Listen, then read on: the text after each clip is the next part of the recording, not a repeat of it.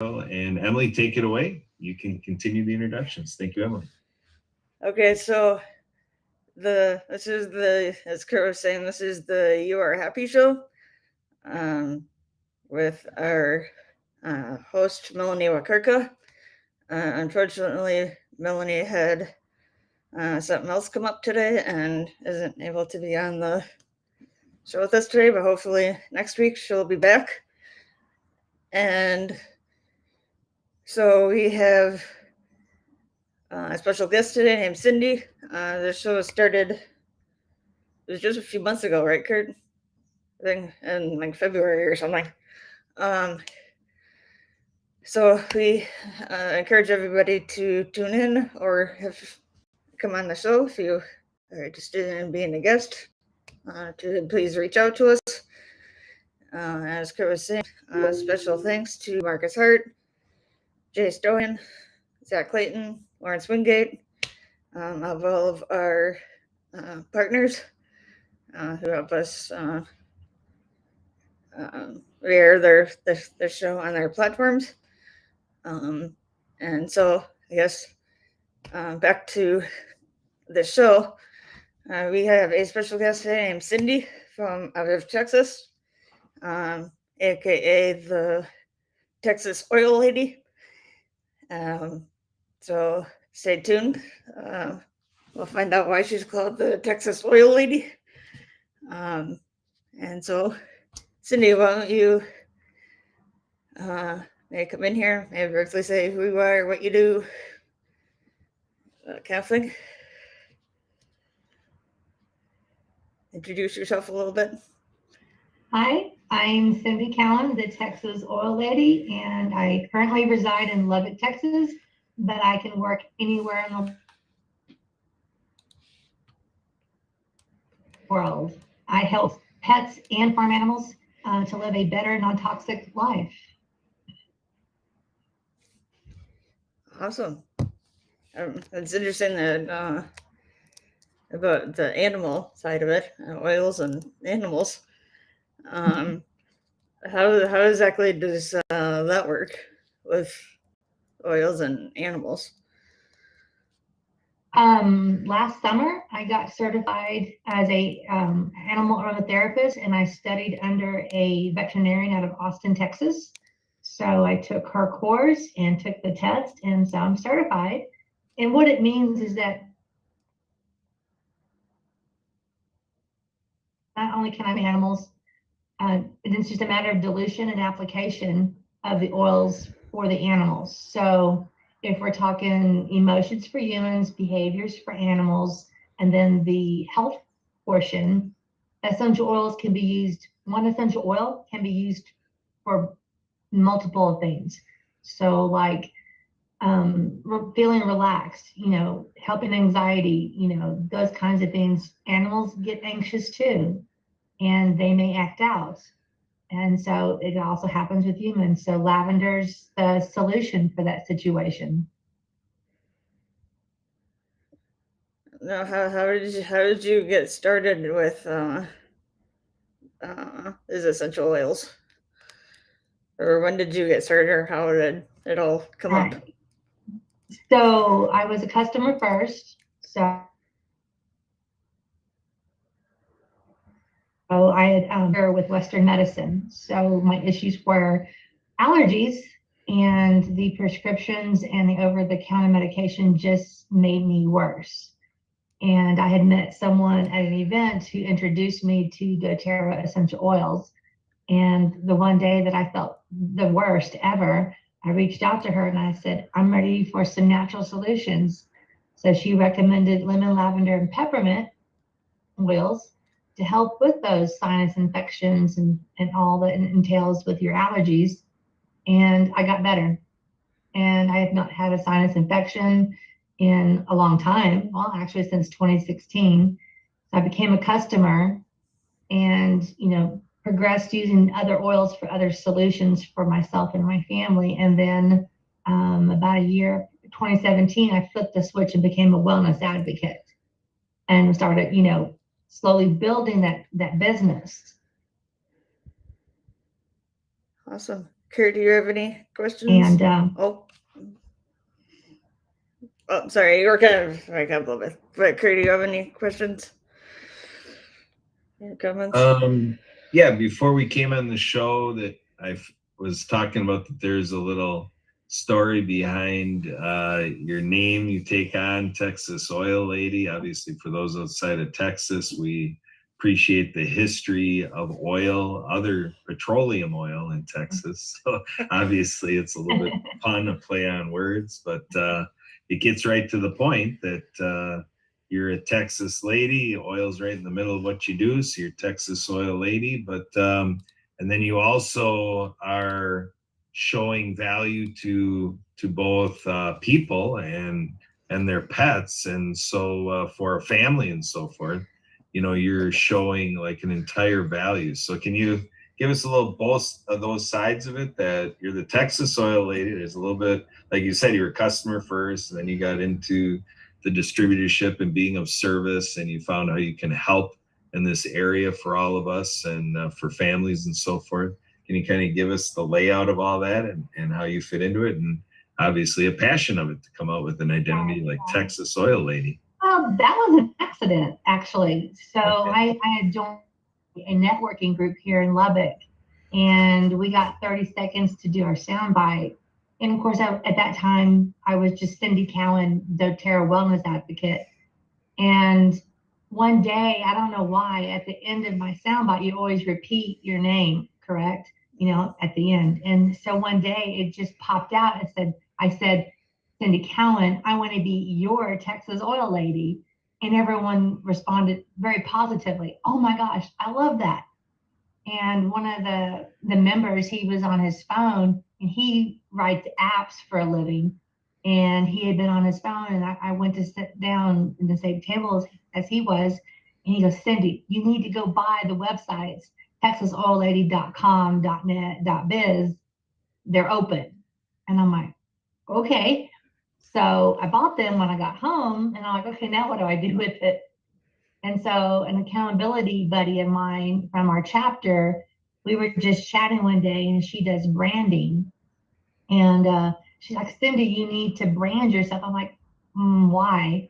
And so she explained it to me, and I finally got it. So we did some brainstorming. She sent me a questionnaire, and I knew I loved the outline of Texas. And so that was definitely the background. And then, you know, she created the Texas Oil Lady. Well, lady, the Y in lady is actually an oil drip at the very bottom where the curvy is. And so you have to see it up close, but you know, she's very creative, and so that is how that happened. And then my sound bites changed. I would change it up and say, hey, I'm Cindy Cowan, the Texas Oil Lady. I'm not talking about crude oil or avocado oil. I'm talking about essential oil. And I thought it was very eye-opening. But last year, I really wanted to do something more. I wanted to really be unique in what I do and not just be the oil lady. And so I'd been following this veterinarian, and she's actually on or works with doTERRA corporate on their board or committee or whatever for essential oils and animals. She's a veterinarian, and she incorporated essential oils working with her clientele: horses, cows, chickens, dogs, cats, the whole 9 yards. So I'd been following her on Facebook for a while, and then she started to offer a course to get certification. And so that's when I said I signed up and I did it, because I grew up with dogs. I love animals. It's just where my heart is, and I know how much people love their animals, whether they're farm animals, whether they're pets. And it just kind of made sense to me that you're going to help your animal and yourself feel better with a natural product that's non-toxic.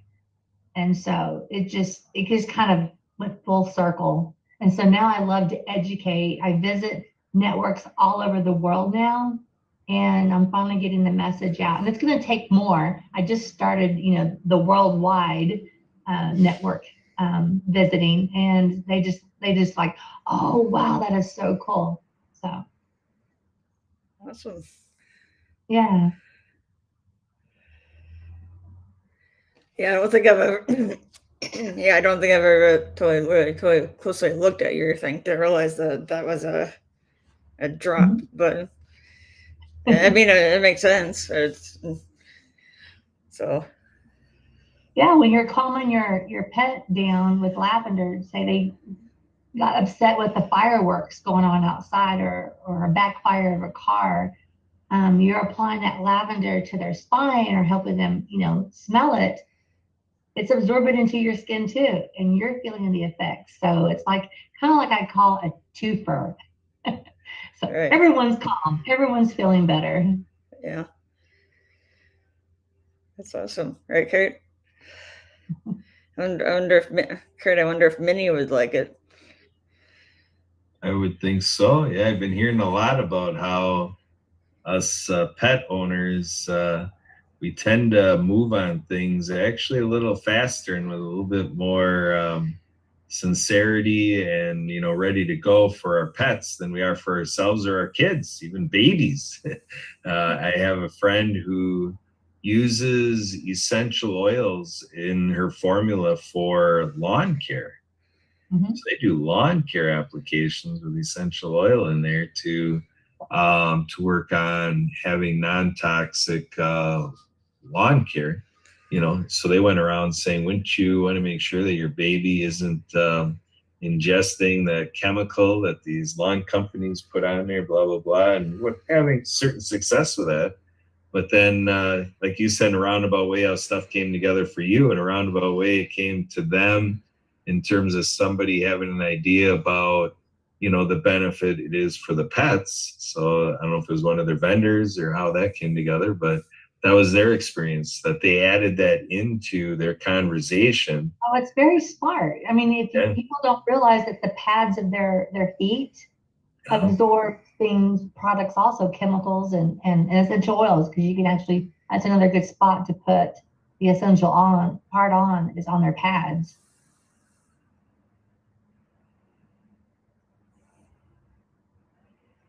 Yeah, So that was smart on their part. yeah.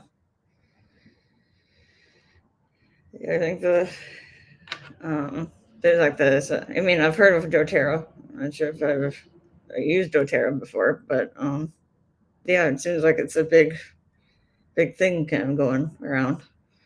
Oh yeah. So, Kurt, have you or Sue done anything with doTERRA or anything like that? I know you've been in different things like that. So, is doTERRA one of them? I don't remember if you've mentioned that or not. Yeah, my observation is the introduction of doTERRA in marketplaces has, been very successful because, the history of all these, home businesses or distribution companies or people in direct selling, kind of in the industry of it, there's a lot of different stories to tell about how a company enters the market and the experience people have at home. So, I don't know, I might have a little bias to it or just, kind of a unique slice of the story, but I get the impression that doTERRA is very effective in being introduced. And with our business, I'm on the side of it with, Melanie, with Emily and me. We share an interest in the disability community and looking for things that are favorable and have a unique offering, for people with disabilities. And so doTERRA, from my understanding, has been really prominent, and it's a growing thing as far as I understand in the autism community.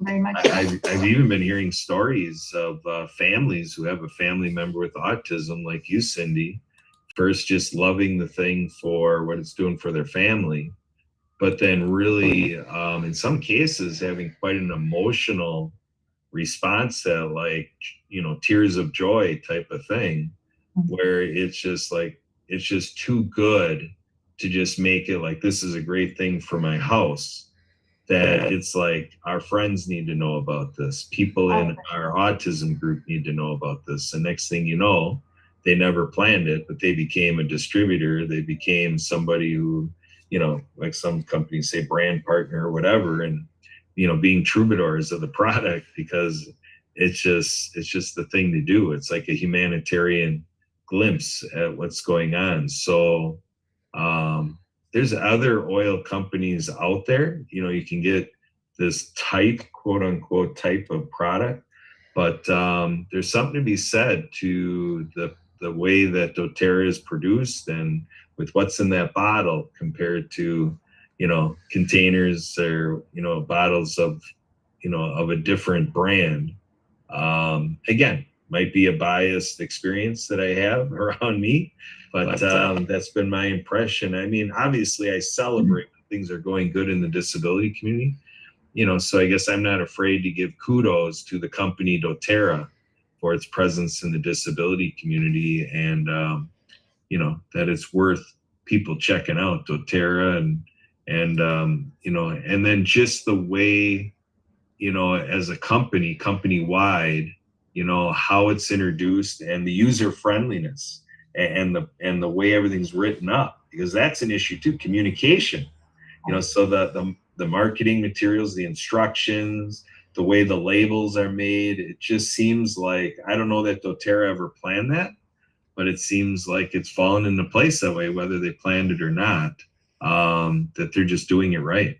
Again, whether planned or not, I got no idea, but I've been getting a lot of reviews that doTERRA is just, just a good choice, so. I knew I made the right choice.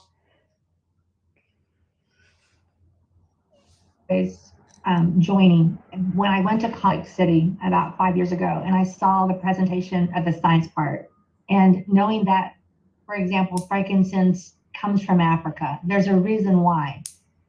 Okay, the tree grows in Africa, it's indigenous. The soil, the climate, everything is important for that tree to grow so they can collect the oil from that tree. All the oils are indigenous from whatever country they're sourcing them from, and they're from all over the world. I love that part. I love the part that there is no middleman. doTERRA works with the farmers. They pay the farmers as much money as they should be getting and not having to mess with the middleman. doTERRA also will build the schools in the community, whatever the community needs, wherever they're growing and sourcing that particular oil from. I like that part.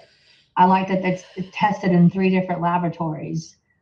I like that it's certified. They're therapeutic pure. I love that part. And the oils, and there's another lady that I know that works with people with disabilities, no matter what it is, ADD, the whole 9 yards. You can get that right combination of oils, because everybody's body's different. Our DNA is unique to us. And when you can find that right combination of oils to work for all of us, no matter what our situation is, it's going to work. There is no cure. For instance, I have rheumatoid arthritis. I finally found a combination that works well for the same way for someone else, maybe not. But we're all about, let's try the oils that we know from our books, because we've got books, we've got online resources. What are the properties of all these oils, and because there's a combination that's gonna work. It's gonna help you feel better. You can't cure a lot of things, but you can improve your quality of life. You can feel better. So that's why I love the company. The ladies that I follow are influencers. They've been with doTERRA way longer than I have. I follow them. I take their educational workshops. doTERRA always has workshops online that we can continue education. I love the support. So I'm very proud to be a doTERRA advocate. I purposely, when I market, you don't know who or what oil I'm working with at the first meetings. You're getting to me, right? I'm wanting to get you to know me. Who do you do business with? People you like, know, and trust. And I feel like my own background, my own experiences, and what I've learned is what I want to share with others, whether it's your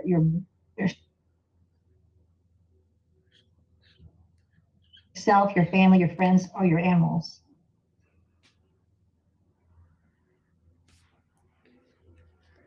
Right. Yeah. Awesome. So Emily, what's next for this You Are Happy show? Take it away, podcast engineer, co-host, and H&P ambassador extraordinaire Emily. You're muted, so come on mute and let's liven it up. Let's get this next segment going. Take it away, Emily. So you might have maybe touched on this a little bit, Cindy, but what were you like doing before you got into this whole doTERRA thing and kind of? So my previous job, I've been self-employed since 2000. So I've been a virtual assistant since 2000, and that's for long distance. So virtual assistant for a long time, a really long time, 23 years. Oh, wow. So before that, I was in the signage business. I worked with a sign company in Dallas. So that was another lifetime. Well, okay, so this is interesting because I don't have like an official like business with it, at least right now. But I've also been being a kind of virtual assistant as of late. And so this is interesting. We're both virtual assistants, right, Kurt? Oh, Kurt just He's gone. But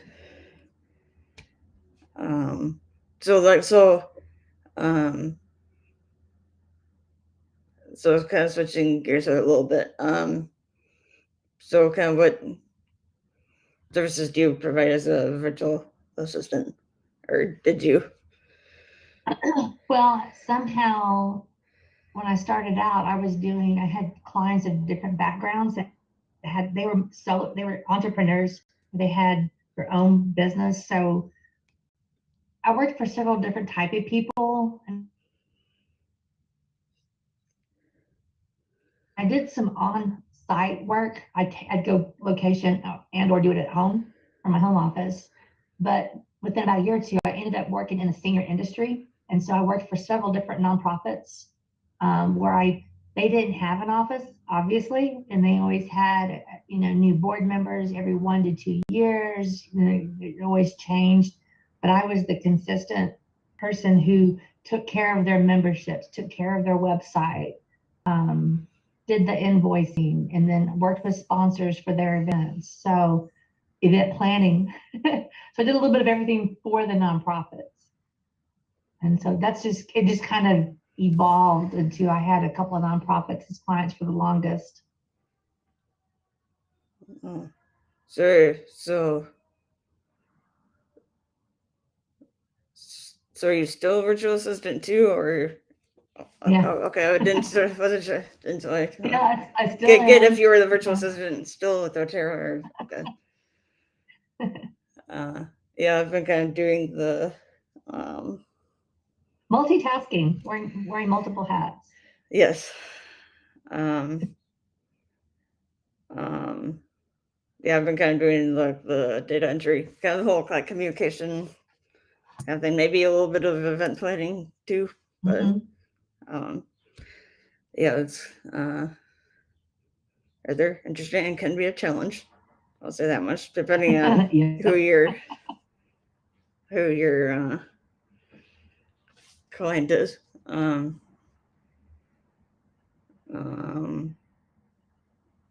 So are you still like working with nonprofits, right? Like for the time being, I am. Yeah, I do occasional, single or people who are trying to start a business. I might do a little bit of work for them here and there, just to helping them get their website up and going.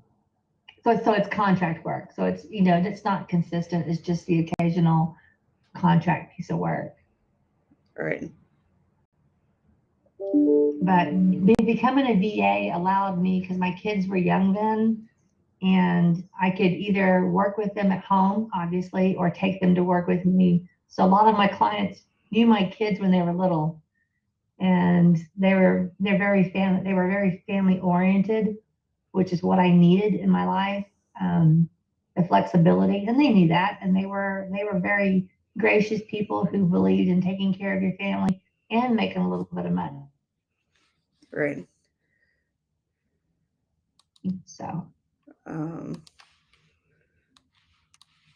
um,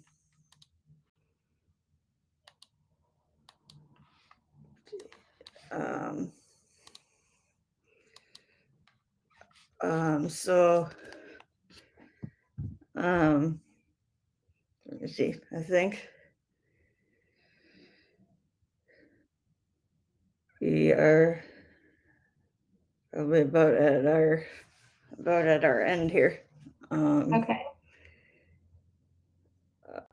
But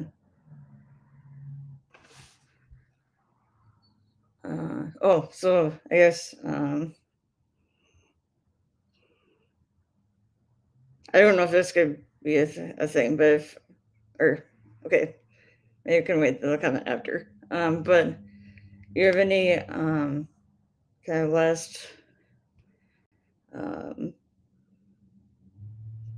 words you want to say? Any kind of like takeaways you want to everybody say or anything like that?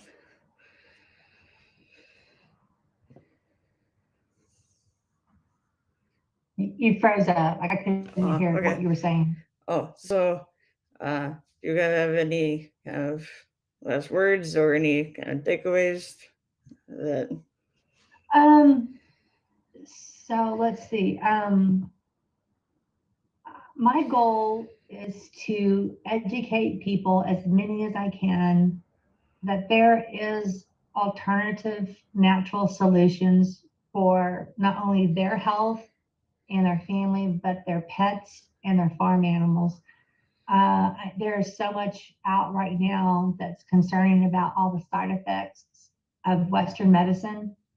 There is a time and a place for the Western medicine. I'm not discounting that, but if you can take care of yourself as naturally as possible, why not? It's just like taking care of a headache at home instead of reaching for the aspirin or the Tylenol, the ibuprofen.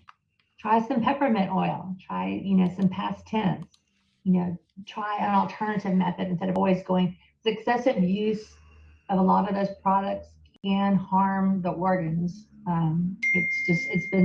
It's been shown. So I want to educate and share and help people out. awesome. So I wanted to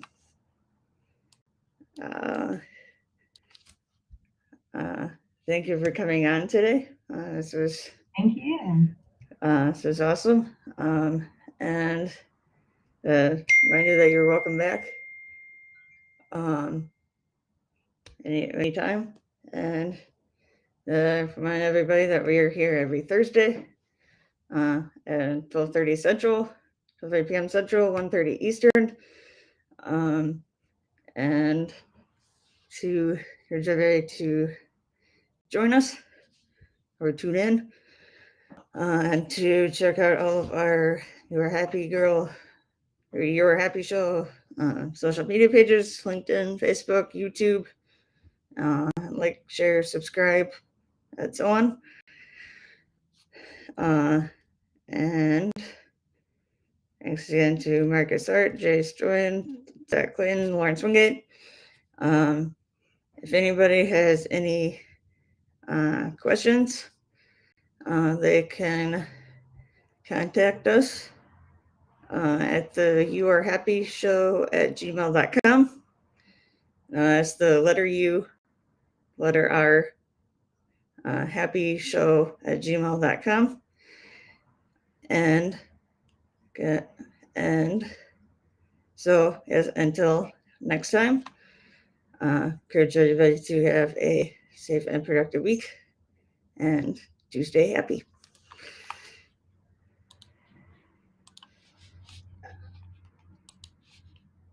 Recording stopped.